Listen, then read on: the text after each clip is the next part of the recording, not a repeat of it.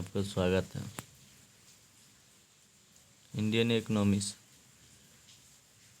Guess paper part 2 LNMU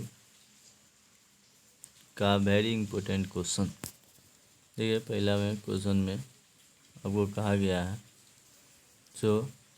राष्ट्रीय विकास परिषद की स्थापना कब हुआ था। राष्ट्रीय विकास परिषद का 1952 में हुआ और आर्थिक योजना का एक विषय है। आर्थिक योजना का एक समवर्ती सूची में है, विषय में समवर्ती सूची में हो जाएगा। और राष्ट्रीय विकास परिषद को इसका प्रशासनिक समर्थक प्राप्त हुआ, तो इनका योजना आयोग से समर्थक प्राप्त हुआ। उसके बाद योजना आयोग था, तो योजना आयोग एक स्वायत्त नियम है। उसके बाद देखिए एक अर्थव्यवस्था में ट्रैक ऑफ स्टेट का अर्थ होता है, तो एक अर्थव्यवस्था में ट्रैक ऑफ स्टेट का अर्थ होता है सभी नियंत्रण हटा दिया जाए। उसके भारत में नियोजन अपने उद्देश्य को किसे प्राप्त करता है, तो नियोजन राज्य के नीति निर्देशक सिद्धांत को। उसके बाद भारत की 70% कामयाबी आज़ादी लगी हुई है 70% कामयाबी आबादी लगी हुई है।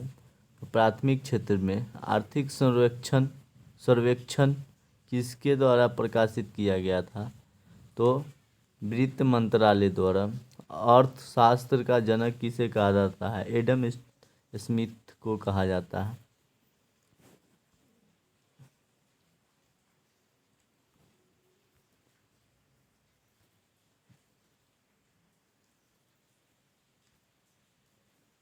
उसके बाद और देखिए भारत में पंचवर्षीय योजना का अवधारणा किसके द्वारा शुरू की गई थी, तो जवाहरलाल नेहरू के द्वारा। भारत में है तो मिश्रित अर्थव्यवस्था है। भारत में सार्वजनिक क्षेत्र का सर्वाधिक प्रभुत्व में है, तो सर्वाधिक प्रभुत्व में है इस्पात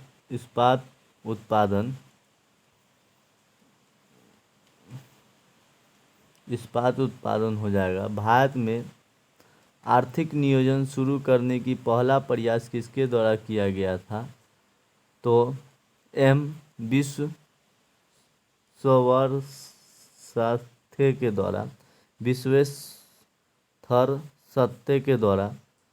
उसके बाद विकेंद्रीकरण प्रणाली की सिफारिश किसके द्वारा की गई थी, तो बलवंत राय मेहता के द्वारा।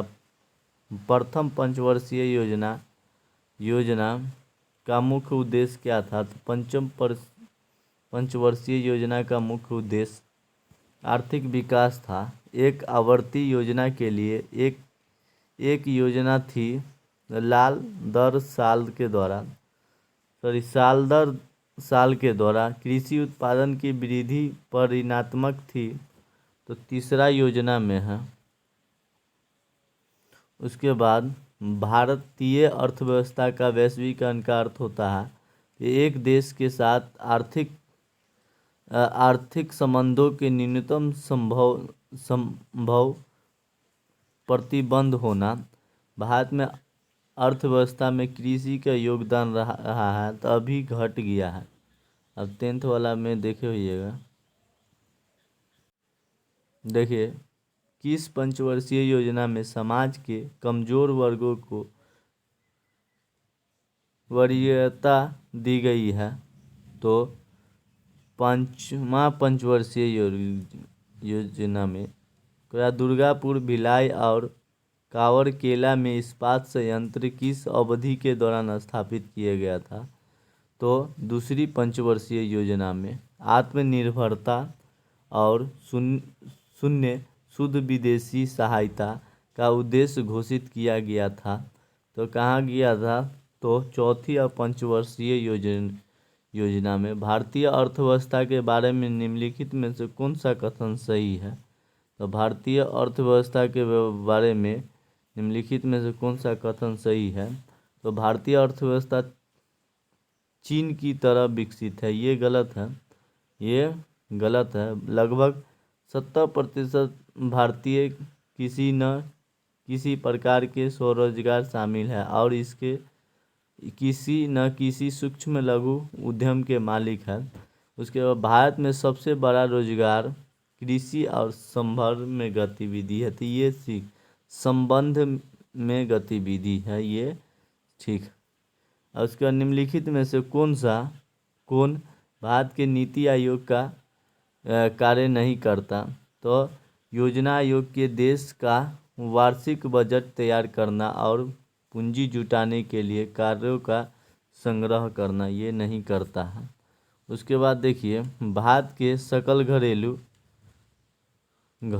घरेलू उत्पाद में विभिन्न क्षेत्रों का योगदान घटते क्रम में निम्नलिखित में से कौन सा सही है? तो सेवाएं एवं कृषि। उसके बाद और देखिए, नीति आयोग और राष्ट्रीय विकास परिषद के पदेन अध्यक्ष कौन थे? तो नीति आयोग के प्रधानमंत्री थे। निम्नलिखित में से कौन सा अर्थव्यवस्था औद्योगिक विकास के प्रभावित करने वाला प्रेरणा शक्ति है?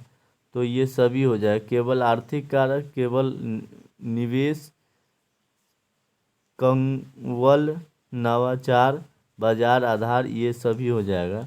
उसके बाद फिर से देखिए, एक सीमित अर्थव्यवस्था एक ऐसी अर्थव्यवस्था है जिसमें न तो निर्यात होता है और न ही आयात होता है। चौथी योजना की सफलता किसके द्वारा बाधित हुई थी? तो पाकिस्तान के युद्ध में सफलता बाधित हो गया था।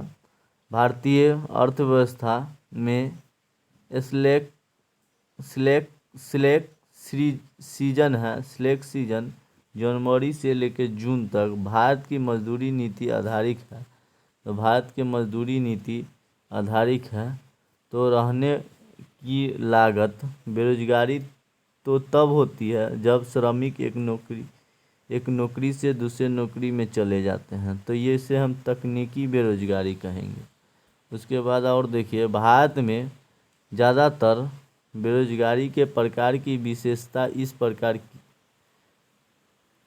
की जा सकती है, तो वो चक्रीय विशेषता है। एक विकासशील देश में बेरोजगारी आमतौर पर किसके कारण है? तो किसके द्वारा है? तो उत्पादन के पूरक कारकों की कमी। उसके बाद और देखिए, भारत में गरीबी रेखा का अवदान करने के लिए किस समिति की सिफारिश का पालन किया गया है? तो हो जाएगा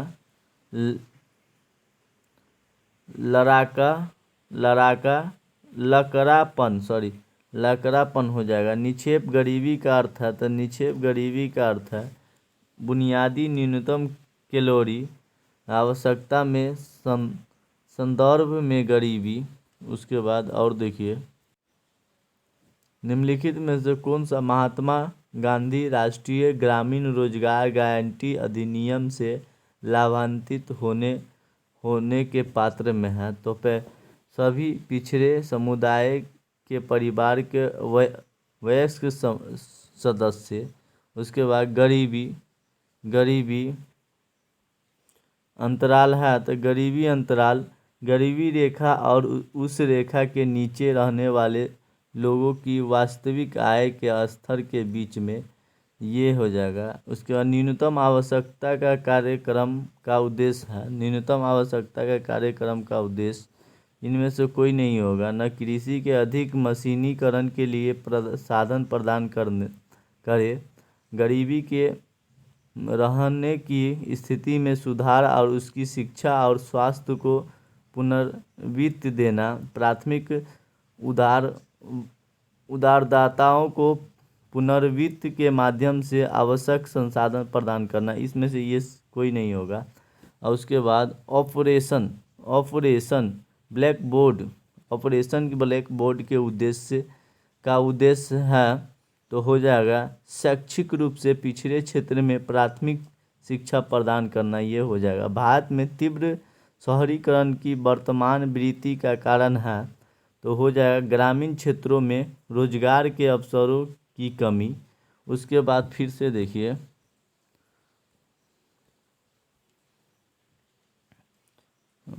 भारत सरकार निम्नलिखित में से किस योजना का कोई प्रत्यक्ष वित्तीय सहायता प्रदान नहीं करती, वो है जीवन साथी योजना।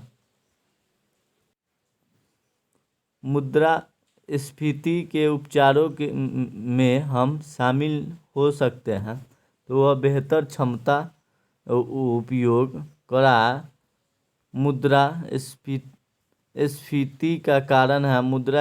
का कारण है पैसे की आपूर्ति में वृद्धि का निम्नलिखित में से कौन सा समूह मुद्रास्फीति से सबसे अधिक पीड़ित है, तो हो जाएगा देनदार। उसके बाद देखिए मुद्रास्फीति के कारण होता है तो मुद्रास्फीति के कारण पैसे की आपूर्ति के में वृद्धि।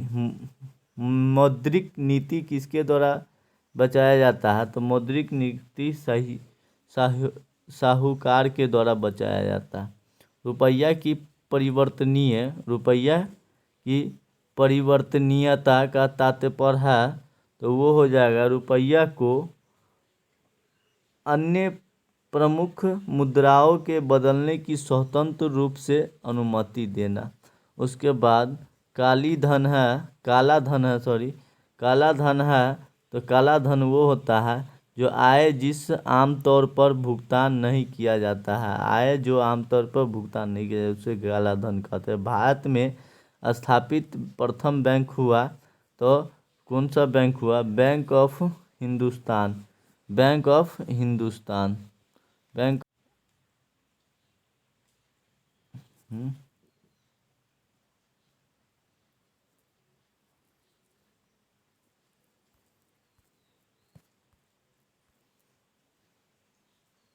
एक बार देखिए उस वीडियो रुक गया था। अनुसूची बैंक वह है जो इसमें शामिल है तो अनुसूची बैंक वो है जो भारतीय रिजर्व बैंक अधिनियम की दूसरा अनुसूची में है। ठीक है। मूल्य वर्धित कराधान प्रणाली लागू होती है तो मूल्य वर्धित कराधान उत्पादन शुल्क पर लागू होता है, उत्पादन शुल्क पर। उसके बाद किसी देश की आर्थिक वृद्धि का सर्वोत्तम मापक कौन सा है, तो जीडीपी एक औपचारिक संगठन का मूल्य विशेषता होता है, नियम और विनियम। उसके बाद निम्नलिखित में से कौन सा प्रत्यक्ष कर नहीं है, तो वो है व्यय और कर। बजटीय घाटे का अर्थ होता है बजटीय घाटे का कुल राजस्व से अधिक। प्रति व्यक्ति आय का दर बराबर होता है, प्रति व्यक्ति आय की वृद्धि दर बराबर होता है तो जनसंख्या की दर से विभाजित राष्ट्रीय आय वृद्धि दर। उसके बाद देखिए, एक व्यक्ति जो एक नया व्यवसाय शुरू बनता है और उसका प्रबंधक न करता है उसे हम एक उद्यमी कहेंगे। ट्रेडमार्क से संबंधित है तो ट्रेडमार्क से संबंधित ब्रांड पहचान है। जो एक व्यक्ति एक नया व्यवसाय उद्यम करने की प्रेरणा प्रदान कर सकता है उसे हम उपर्युक्त में से सभी कहेंगे। वित्तीय पुरस्कार स्वतंत्र की इच्छा जोखिम उठाना। निम्नलिखित में से कौन सा कारक पेस्टल विश्लेषण में शामिल नहीं किया जाता है, जनसांख्यिकी परिवर्तन, ये सरकार की पुनर्चक्रण नीति, ब्याज दरों की प्रस्तावित कमी, प्रतियोगी हो जाएगा, योगी गतिविधि। उसके बाद कौन सा औद्योगिक क्षेत्र छोटे पैमाने के व्यवसाय को बढ़ावा देता है और उद्यमी और बाजार में प्रवेश करने के लिए कम बाधा देता है? तो वो है आपका कृषि, वो हो जाएगा कृषि। का देश की अर्थव्यवस्था के लिए छोटा व्यवसाय क्यों महत्वपूर्ण है? देश की अर्थव्यवस्था के लिए छोटा व्यवसाय ऊपर उन्हें सभी हो जाएगा। वे उद्यमी के लिए एक एक आउटलेट देते हैं। उसके बाद वे बड़े कंपनी की विशेषज्ञ सहायता प्रदान करती है। वे नए उत्पादनों को नव प्रवर्तक हो सकती है, ऊपर उनसे सभी हो जाएगा। उसके बाद देखिए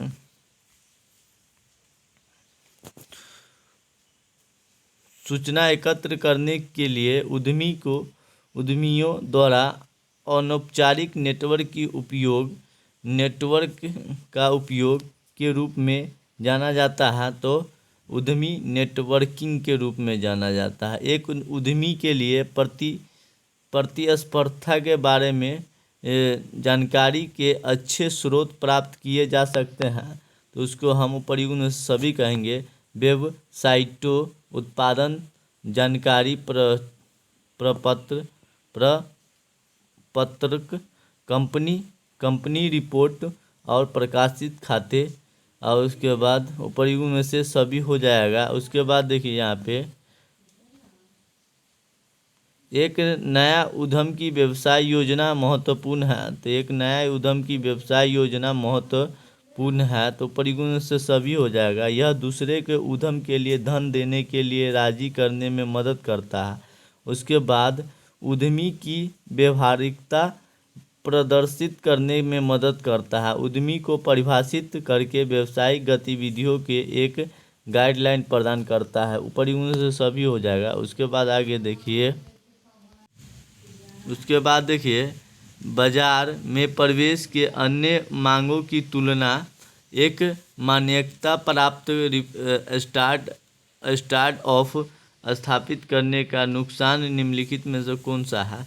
तो होगा उच्च विफलता दर। उसके बाद एक दिवालिया फर्म की वित्तीय कठिनाइयों को हल करने के लिए कानूनी तौर पर नियुक्त किया गया कोई व्यक्ति कहा जाता है। तो वो कहा जाता है एक प्रशासक। माल या सेवा के माध्यम के बाजार में पहुंचती है, तो वो मार्केटिंग चैनल पहुंचती है। उद्यमी को वित्तीय सहायता प्रदान करने के लिए सरकार ने स्थापना की है। तो वो वित्तीय संस्थान स्थापना की है। राज्य और औपचारिक नियम के विकास में संकलन है। तो औपचारिक संपदा और उसके बाद TIIC द्वारा प्रायोजित की है। तो वो होता है तमिलनाडु सरकार के द्वारा TII प्रायोजित है, तमिलनाडु सरकार। उसके बाद पिछड़े क्षेत्र में विस्तार या नई इकाई स्थापित करने के लिए सर्वाधिक ऋण उपलब्ध है। तो वो हो जाता है रियायती शर्तें दर करा। एक वाणिज्य बैंक वर्षों से ऋण इक्विटी अनुपात संसद करेगा, क्योंकि यह एक इकाई वित्तीय ताकत को इंगित करता है। वो आपको होगा गिरावट। उसके बाद EDP पाठ्यपुस्तक सामग्री में शामिल है। तो परिगुण से सभी उद्यमियों का सामान्य परिचय, प्रेरणा परीक्षण, प्रबंधक कौशल, परिगुण से सभी हो जाएगा। उद्यमी मार्गदर्शन विवो EGP की स्थापना द्वारा की गई थी। तो किसके द्वारा किया गया था? SISI के द्वारा।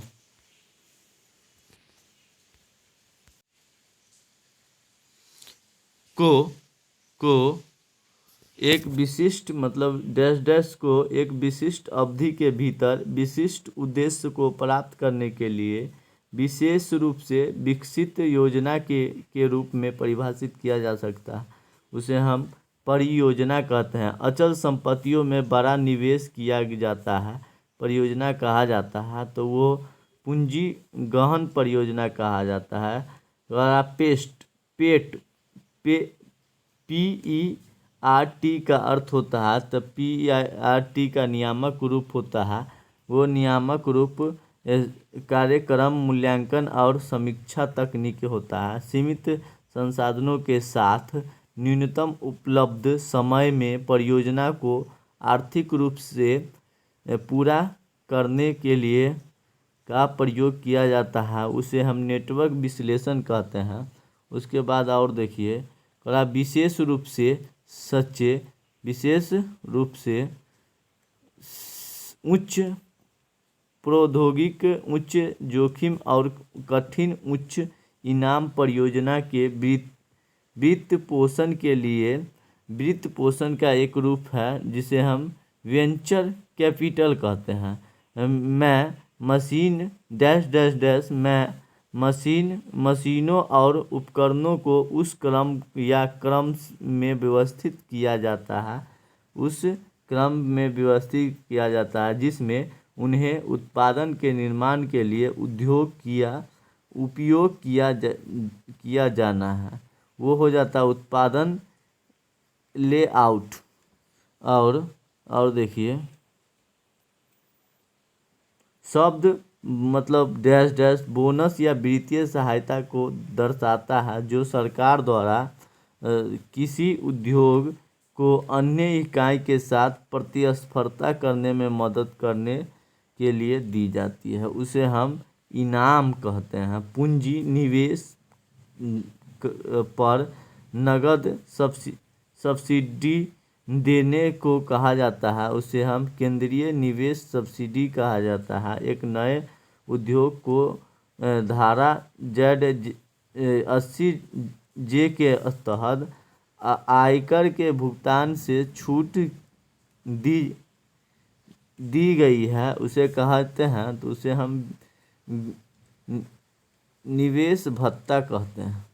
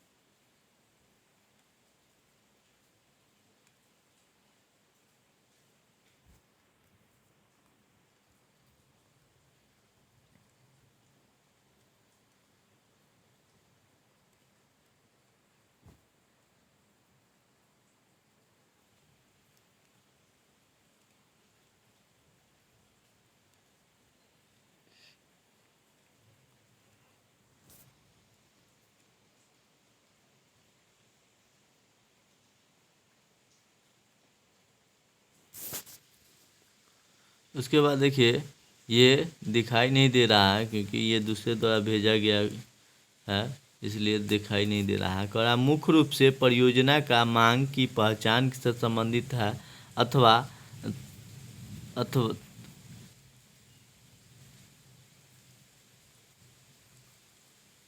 क्या है ये, अपना की क्या क्षमता और इष्टतम औद्योगिक की पहचान है। तकनीकी आर्थिक विश्लेषण। उसके बाद देखिए, करा कुछ ऐसी प्रक्रिया जो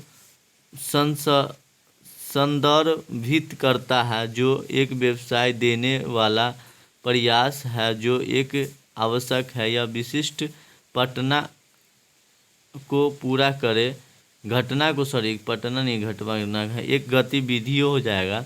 वे संबंधित विभिन्न गतिविधियों और घटना का एक चित्रण गतिविधि तत्व का परियोजना है, तो वो हो जाता है आपको नेटवर्क आरेख। उसके बाद देखिए, किसी घटना को घटित होने से पहले समाप्त की जाने वाली गतिविधियों को कहा जाता है, उसे हम ये कौन सा गति कहते हैं? तो पूर्ववर्ती गतिविधियों कहते हैं। एक उद्यमी द्वारा अपने उद्यम की ओर के लिए निर्णय के रूप में जाने वाले हैं, निर्णय के रूप में जाने जाते हैं। तो निर्णय के रूप में जाना जाता संगठनात्मक निर्णय कहा जाता है। निर्णय जो सीमित मामलों में संबंधित है और संगठन के उद्देश्यों पर मौलिक प्रभाव डाला जाता है कि डस कौन सा निर्णय कहलाता है? वो नियमित निर्णय कहलाता है। एक समस्या समाधान तकनीकी है जिसके कई विचारों को उत्पन्न करने के लिए डिजाइन बनाया गया है कम समय में। उसे हम क्या कहते हैं? ब्रेन कहा जाता है, ब्रेन स्टॉर्मिंग। और उसके बाद एक निवेश एक निवेश निर्णय पहुंचने के लिए अंतिम उद्देश्य के लिए एक परियोजना विचार का व्यवस्थित विकास कहलाता है। इस डैश को पूरा कीजिए, उसको हम परियोजना तैयार करना कहेंगे। प्रभावी कार्यक्रम के कार्यान्वयन के एक लिए आवश्यक कौशल की सूची तैयार करने की परियोजना को कहा जाता है। उसे हम देखिए यहाँ पे, उसे हम प्रबंधकीय क्षमता कहेंगे, प्रबंधकीय क्षमता।